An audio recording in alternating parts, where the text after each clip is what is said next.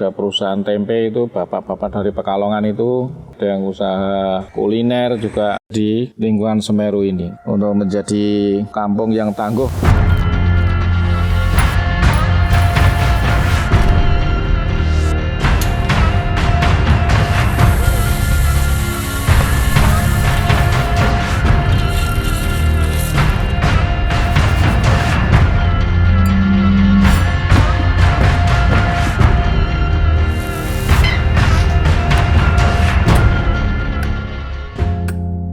Ponorogo merupakan salah satu kabupaten yang berada di wilayah barat Provinsi Jawa Timur.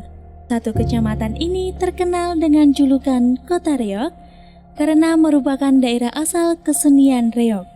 Dari 1.372 km persegi luas wilayah Ponorogo, tepatnya di Kelurahan Nologaten, terdapat sebuah wilayah yang cukup menarik, Jalan Semeru.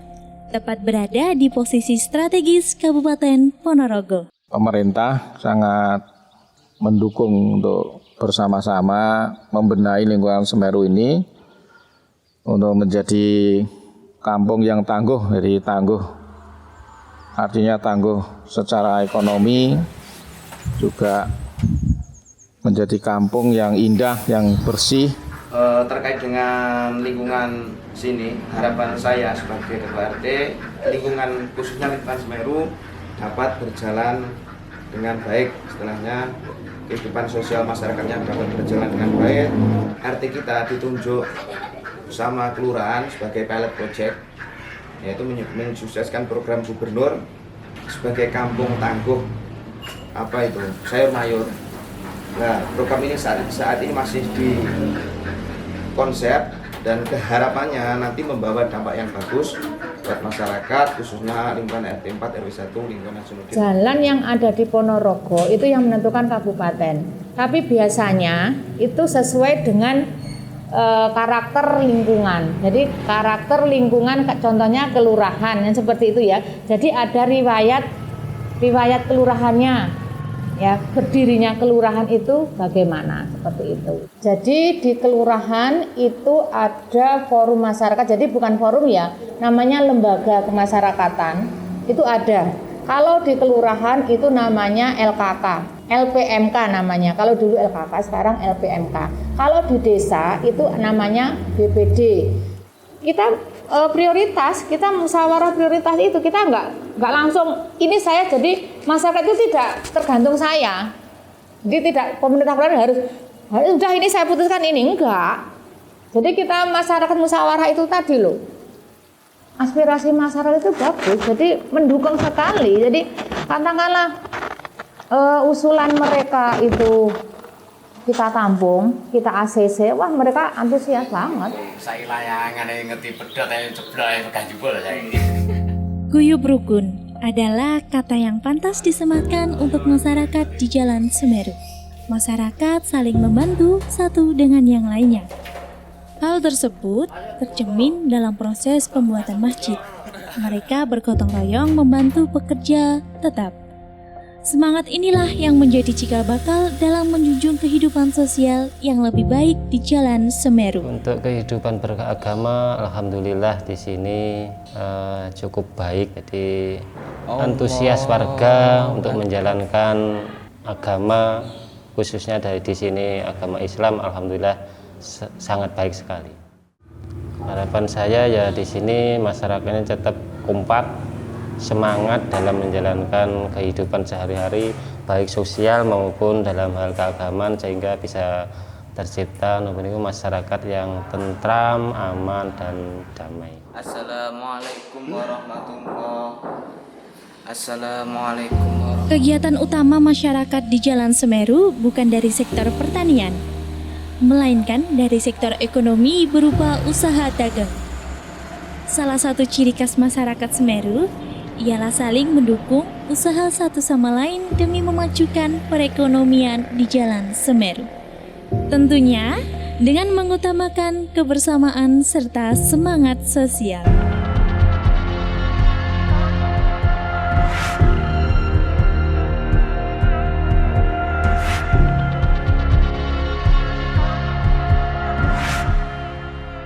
Ya dari awalnya kita ini jualannya hanya nasi soto sama nasi tahu gitu ya. Terus lama-lama ingin tambah nasi goreng, bakmi. Kurang lebih 20 tahun. Jadi dulu itu paling mudah dicari dan diolah itu usaha makanan. Nanti kalau kita udah tua mungkin ya anaknya yang nerusin. Ya, kalau kita libur ya anaknya yang jualan. Ya semua mau, ya nasi goreng, rujak, bakmi itu juga mau, rica-rica semua laku. Kalau ada ya kadang-kadang kan nggak ada yang salah satu nggak ada yang kita jual, itu ya lainnya. Ya, semua kalau kitanya masak ya laku. Tapi ya harganya memangnya ya agak miring. Ya insya Allah nggak rugi. Waktu awal pandemi itu sempat menurun penghasilannya. Terus umpama dari 100% mungkin 50%-an, separuhnya. Kami kan sudah mengiklankan ya dari berbagai sosmed. Jadi kalau misalnya kita buka di GoFood dan GrabFood itu kami cantumkan, jadi semua orang sudah tahu. Berjalan sudah sekitar setahun setengah, Mbak. Sebenarnya ide usaha bubur ayam itu bukan dari saya pribadi. Kebetulan Pak Lik saya itu yang ada di Jakarta itu juga sebagai pengusaha bubur ayam, Mbak. Dan itu munculnya ide jualan bubur ayam ya dari Pak Lik saya itu. Yang mulai yang ngajari, lain-lain bahkan sampai itu dikasih modal untuk jualan itu, ya istilahnya orang yang paling berjasa lah Pak Lik saya itu.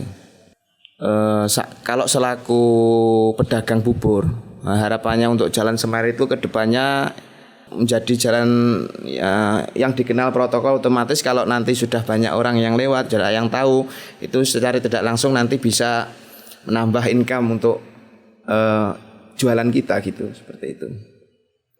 Alhamdulillah untuk pedagang di sini itu istilahnya jalan semua, Mbak, karena 70% dari warga sini, lingkungan sini itu profesinya sebagai pedagang. Dan alhamdulillah untuk usaha mereka itu jalan semua lah istilahnya. Menjadi pekerjaan sehari-hari, bahkan menjadi pekerjaan vitalnya ya pedagang itu.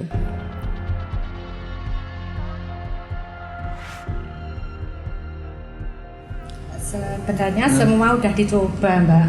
Terus yang cocok, ini kan harus nih turun-temurun itu loh, Mbak. Harus nih. Yang dicoba itu apa? Yang dicoba itu ya pekerjaannya lain seperti bangunan, seperti apa gitu. Tapi yang cocok ini diteruskan dari ini. Dampak dari pandemi kemarin seperti apa? Ya banyak, Mbak, dampaknya. Iya, yang dulunya itu pengaruhnya banyak. Yang dulunya itu umpamanya ya ayam itu habis sekian gitu, sekarang separuhnya gitu loh, Mbak.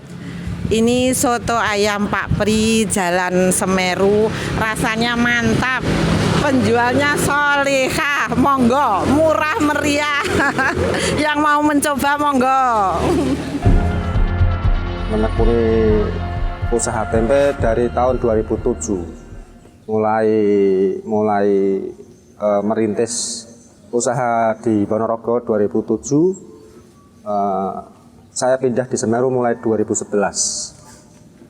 Sebelumnya ya udah cari pengalaman ke sana-sana, ke Jakarta, ke Tangerang.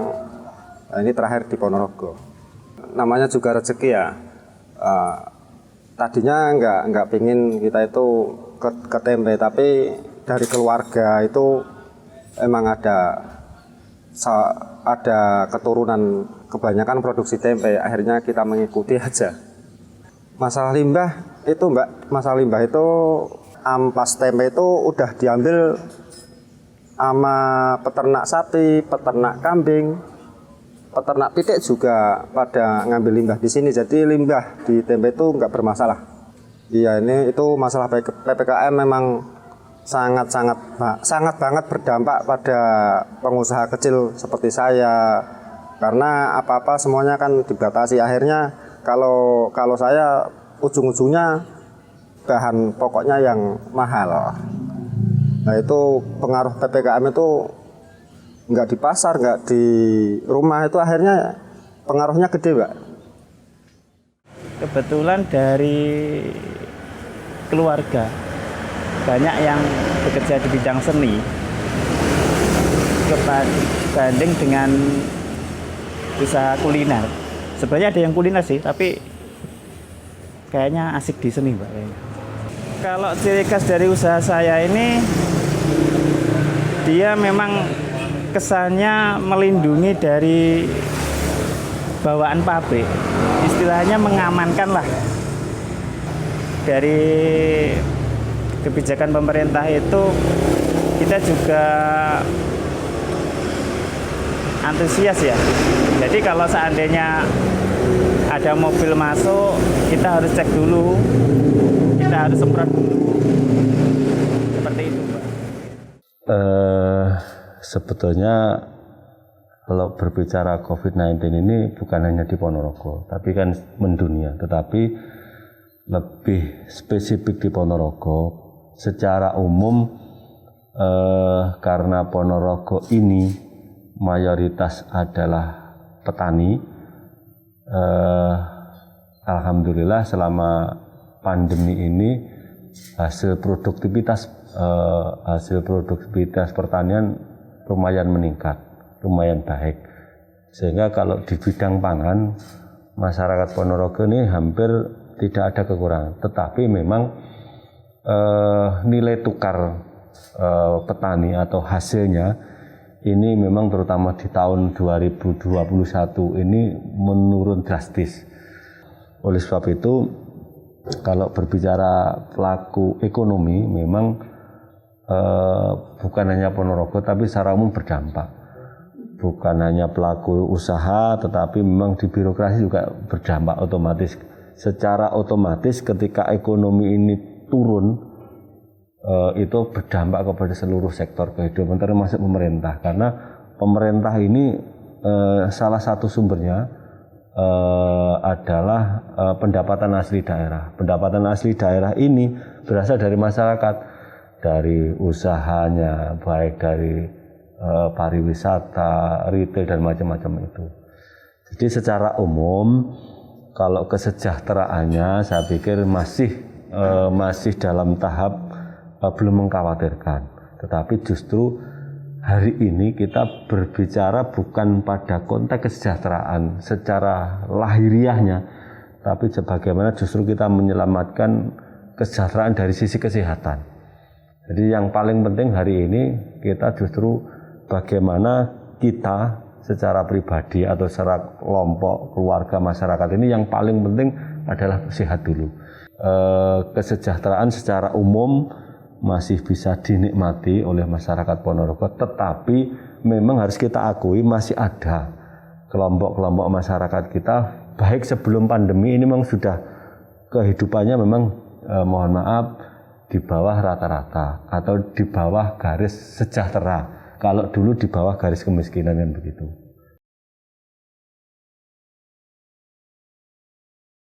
Assalamualaikum warahmatullahi wabarakatuh. Islam sangat menghargai pemerataan pembangunan, menghargai kebahagiaan umat manusia. Maka Islam mengajarkan kita bagaimana kita harus berbagi sesama. Nah, berbagi dengan sesama bukan berarti sekedar bagi-bagi, tidak ada usaha dan seterusnya. Tetapi kita harus berusaha, masing-masing dari kita berusaha semaksimal mungkin. Bagaimana kita bisa survive, bagaimana bisa kita berjalan secara mandiri. Maka usaha, bisnis, ataupun apapun namanya juga memang wajib kita lakukan. Di Ponorogo ini banyak sekali lembaga-lembaga yang mendistribusikan zakat, infak, sedekah dan seterusnya untuk kesejahteraan manusia atau umat manusia dan warga sekitar Ponorogo. Ada Lazismu, ada lembaga lain yang Lazisnu mungkin, dan lembaga-lembaga lain yang semua ini bertujuan adalah bagaimana mensejahterakan masyarakat Ponorogo. Nah, Islam memiliki kepentingan ini karena berbagi adalah bagian dari ajaran Islam. Di samping itu saat ini adalah berbagi itu juga bagian dari bagaimana kita mensejahterakan umat manusia ini. Gerakan misalkan Indonesia Berbagi, gerakan peduli sama orang lain, dan seterusnya, ini adalah gerakan-gerakan kemanusiaan. Ini adalah bagian dari yang disebut dengan global responsibility, tanggung jawab global. Sehingga mau tidak mau ini juga harus kita lakukan. Kita harus care satu sama lain jika ingin mensejahterakan masyarakat dan bangsa Indonesia. Mendirikan kegiatan bisnis, usaha, dan seterusnya, ini bukan berkompetisi. Dalam agama Islam, fastabiqul khairat itu dimaknai dengan cara partnership, saling bekerja sama, bukan berkompetisi dan saling mengalahkan. Justru zaman seperti ini yang kita butuhkan adalah saling bergandengan tangan, bekerja sama, sehingga mencari solusi dari persoalan-persoalan yang ada. Untuk di daerah Ponorogo, saya kira progres ataupun perkembangan charity, ya, perkembangan bagaimana orang bersedekah, berbagi, dan seterusnya cukup luar biasa. Terutama kita yang ada di persyarikatan, ada lembaga-lembaga dan lain sebagainya, memiliki berbagai macam usaha, berbagai macam kegiatan yang memang dikhususkan untuk charity atau dermawan kepada orang lain. Nah, ini atau berderma kepada orang lain.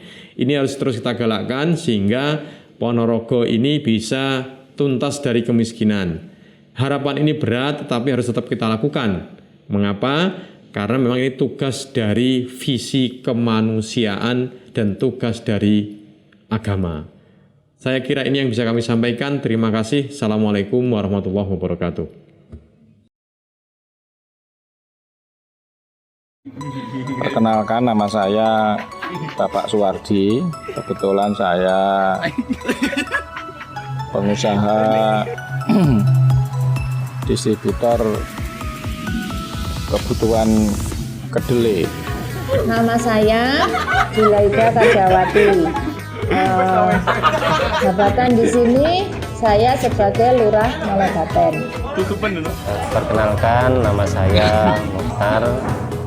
Jadi sebetulnya saya di sini termasuk pendatang. Jadi saya menetap di sini kurang lebih tahun 2012. Tolol. Lo. Tolol.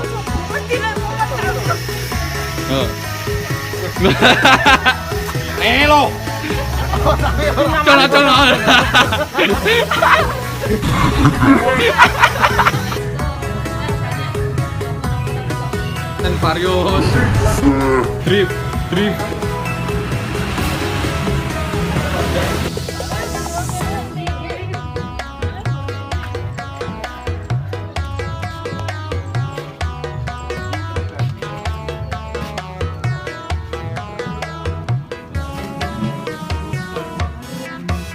Kayak HP tidak tahu.